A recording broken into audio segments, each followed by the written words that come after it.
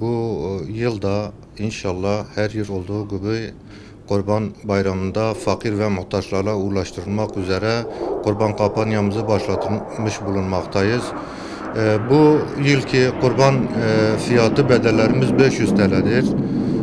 Bu konuda direkt bize ulaşıp yahut da telefon açarak yahut da bizi arayarak bu kurbanlarını kestirmek isteyen hayırseverlere ulaşabiliriz. Bu konuda muhakkak ki birçok mağdur ve fakir aile var. Bu yılda gözleri bir parça ettedir.